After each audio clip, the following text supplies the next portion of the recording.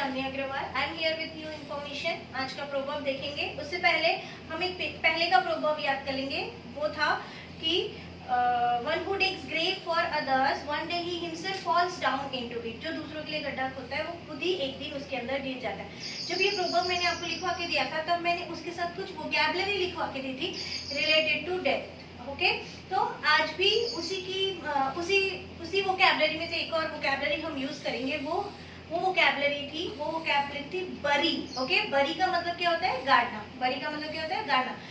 आज हमारा जो प्रोवर्ब है उसमें हम क्या गाड़ रहे हैं? उसमें हम अपने पास्ट को, जो हमारे साथ पास्ट में कुछ भी चीजें जो खराब हो जाती है, जिनको हम याद करते हैं और जिंदगी आगे बढ़ने से रुक जाती है, उसके लिए कहा जाता है कि जो हो गया उसको भूल जाओ, बीती को भुला दो या बीती को गाड़ दो। लेट द पास्ट बरी द डेड। क्या है? लेट द पास्ट बरी द डेड। ओके गाइस, आज हम जो टेंस पढ़ने जा रहे हैं वो उस टेंस का नाम है परफेक्ट टेंस। ओके, ऑलरेडी हम जो टेंसेस पढ़ चुके हैं, 12 टेंसेस में से जो ऑलरेडी हमारे टेंसेस हो चुके हैं वो है कंटिन्यूअस टेंस हमने पढ़ा है, और simple, the most important tense पर हमने पढ़ा है सिंपल टेंस। और एक सबसे इंपॉर्टेंट लेक्चर जो हमने अटेंड किया है वो है parts of simple tense. Okay, हमने पार्ट्स ऑफ, इससे पहले के लेक्चर्स में हमने देखा था पार्ट्स ऑफ सिंपल टेंस। आज जो हम टेंस पढ़ने जा रहे हैं वो है perfect tense. Okay, now what do we mean by perfect? जो भी एक्शन परफेक्टली हो चुका है उसके लिए हम परफेक्ट टेंस यूज करते हैं। अब प्रेजेंट में जो परफेक्टली हो चुका है, पास्ट में जो परफेक्टली हो चुका था और फ्यूचर में जो परफेक्टली हो चुका होगा, उसके लिए हम यूज करते हैं परफेक्ट टेंस। ओके, अब बात करेंगे हम वर्ब के फॉर्म्स की बात करेंगे। ओके, देखो हमने ऑलरेडी पढ़ा है कि कोई भी सेंटेंस जो होता है या कोई भी टेंस जो होता है वो that is a combination. Okay, दो चीजों का कॉम्बिनेशन होता है, that is a combination of helping verb and form of verb. अगर आप ध्यान दोगे तो हमने कितने सारे 5 फॉर्म्स पढ़े हैं हमने। ओके, वर्ब के 5 फॉर्म्स जो है उसमें से आप सोचो कि हम कितने यूज कर चुके हैं। ओके, हम V1 यूज कर चुके हैं, V2 भी यूज कर चुके हैं, V4 यूज कर चुके हैं एंड V5 भी यूज कर चुके हैं। ओके, समझ में आ रहा है? आप उसके लिए पीछे के लेक्चर्स देख सकते हैं कि किस तरह से हमने यूज किया। अब एक वर्ब का फॉर्म जो बचा है वो है V3। ओके, अगर हम बात करेंगे V3 की तो V3 के 2 नाम है। ओके, आपको डिफरेंशिएट करना सीखना है कि एक नाम होता है जो टेंस के लिए होता है, एक नाम होता है जो टेंस के लिए होता है, और दूसरा नाम जो होता है वो हमने रूल्स पढ़े हैं। रूल्स का मतलब होता है इन्फिनेटिव वर्ब के लिए यूज जो होता है। ओके, इनफाइनाइट वर्ब जो होता है, फाइनाइट और infinite verb. Okay, finite verb का मतलब होता है जो टेंस के हिसाब से वर्ब यूज होता है, और इनफाइनाइट का मतलब होता है जो कि रूल के हिसाब से यूज होता है। तो अब यहाँ पर हम बात करेंगे V3 की। ओके, जब आप V3 बोलते हो तो मतलब कि टेंस के लिए यूज कर रहे हो। ओके, लेकिन अगर आप वो इनफाइनाइट वर्ब के लिए यूज करते हो तो उसको हम पास्ट पार्टिसिपल भी बोलते हैं। उसको क्या बोलते हैं? हम पास्ट पार्टिसिपल। तो 2 नाम हो गए इसके, एक तो इसको V3 भी बोल सकते हो, एक पास्ट पार्टिसिपल भी बोल सकते हो। तो आज हम सीखेंगे कि how to use past participle. Got it friends? Now इससे पहले कि हम टेंस स्टार्ट करें, परफेक्ट टेंस, एक और चीज जिस पर हमको बहुत ही ध्यान देना है वो ये है कि मैंने आपको बोला है कि 3 वर्ड्स ऐसे होते हैं, 3 वर्ड्स या 3 वोकैबुलरी या फिर 3 एक्शन ऐसे होते हैं जो कि एज अ हेल्पिंग वर्ब भी यूज होते हैं और एज अ वर्ब भी यूज होते हैं। फर्स्ट हमने देखा था be. Okay, be as a helping verb भी यूज होता है और बी एज अ वर्ब भी यूज होता है। ओके, उसके बाद हमने देखा था डू।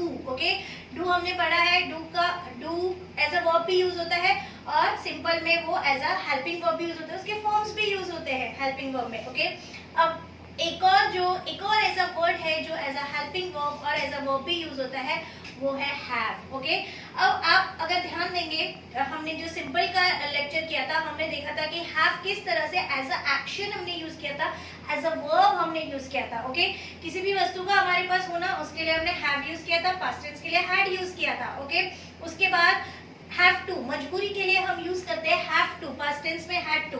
लेकिन आज हम जो टेंस पढ़ने जा रहे हैं उसमें हैव और हैज। ओके, हैव, हैज और हैड जो है वो यहाँ पर हम वर्ब ना यूज करते हुए as a helping verb verb use करेंगे।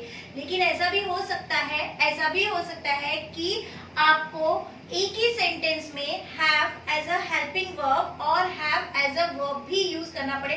दैट मीन्स कि 2 बार भी हैव हैज आ सकता है। ठीक है, समझ में आ रहा है? तो आज हम पढ़ेंगे perfect tense. Okay, perfect tense के सबसे पहले हम पढ़ेंगे present perfect tense. Okay, present perfect tense में क्या होता है? जो भी काम अभी अभी कंप्लीट हो चुका है। ओके, जो भी काम पास से स्टार्ट हुआ लेकिन अभी अभी कंप्लीट हम उसको कर चुके हैं, उसके लिए हम यूज करते हैं प्रेजेंट परफेक्ट टेंस। ओके, जैसे यहाँ पर एक एग्जांपल हम देखेंगे, पहले हम उसका मीनिंग समझेंगे। To express an action that has become completed just now, अभी अभी जो खत्म हुआ है उसके लिए हम यूज करते हैं present perfect tense. She has just gone, okay, वो अभी अभी गई है, यानी कि जा तो चुकी है लेकिन अभी अभी जो एक्शन कंप्लीट हुआ है उसके लिए हम यूज करते हैं परफेक्ट प्रेजेंट परफेक्ट टेंस। अब उसके 2 हेल्पिंग वर्ब है, प्रेजेंट परफेक्ट के 2 हेल्पिंग वर्ब है, एक है हैव और एक है हैज। ओके, सिंपल को याद करना है। ओके, परफेक्ट के सब्जेक्ट की बारी हमने देखा है कि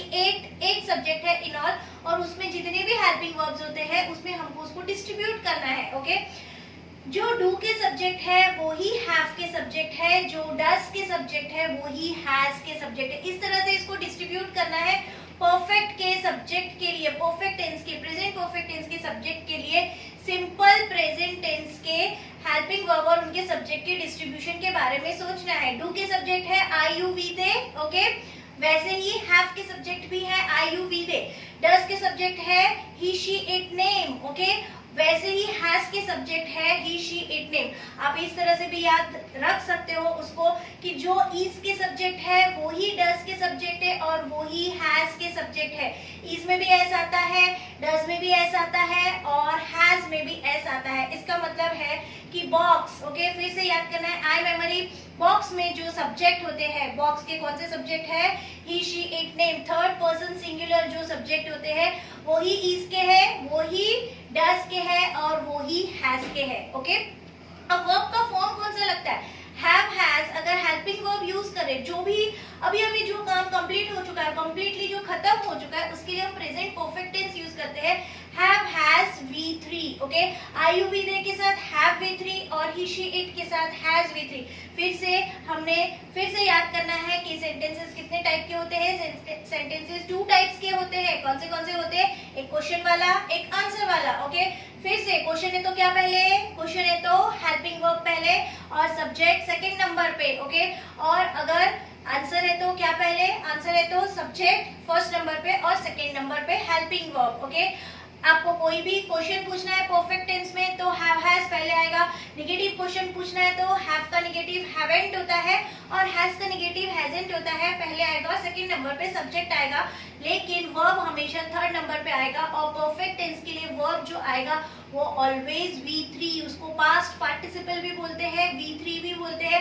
उसके लिए आपको V3 ही कंपलसरी यूज करना है, उसका कोई ऑप्शन है हैव हैज के साथ ऑलवेज V3। बात करेंगे पास्ट परफेक्ट टेंस की। ओके, पहले हम देखेंगे कि पास्ट परफेक्ट टेंस किस लिए इस्तेमाल होता है। ओके, पास्ट परफेक्ट टेंस का मतलब होता है, पास्ट परफेक्ट टेंस हम तब इस्तेमाल करते हैं जब कोई भी 2 एक्शन के बारे में बात करते हैं, पास्ट के हैं, दोनों एक्शन पास्ट के हैं।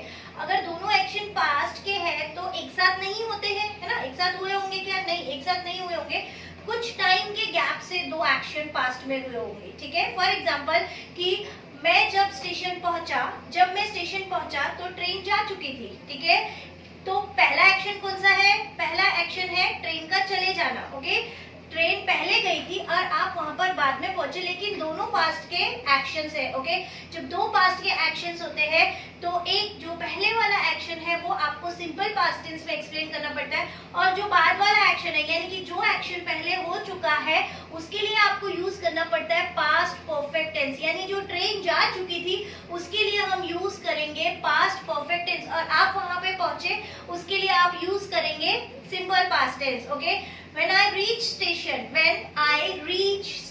reach यानी कि सिंपल पास्ट टेंस, ए भी लगाएंगे, सेकंड फॉर्म यूज करेंगे। Okay, when I reach station, the train had already gone. Okay, अब आप फिर से थोड़ा सा देखेंगे कि पास्ट परफेक्ट के हेल्पिंग वर्ब जो होते हैं एक ही हेल्पिंग वर्ब है। फिर से सिंपल में चले जाएंगे, सिंपल में डिड, ओके एक ही हेल्पिंग वर्ब है विद ऑल सब्जेक्ट, वैसे ही परफेक्ट में भी एक ही हेल्पिंग वर्ब है had with all subject V3। Okay तो काय के लिए यूज होता है, दो पास्ट के एक्शन एक्सप्लेन करने हैं, दो पास्ट के एक्शन एक्सप्लेन करने हैं जिसमें कि गैप है, लेकिन आप परफेक्ट टेंस कौन से एक्शन के लिए यूज करेंगे, जो पहले एक्शन हुआ है पास्ट में उसके लिए आप पास्ट परफेक्ट टेंस यूज करेंगे, और जो दूसरा यानी कि जो नया वाला पास्ट है उसके लिए आप सिंपल पास्ट टेंस यूज करेंगे।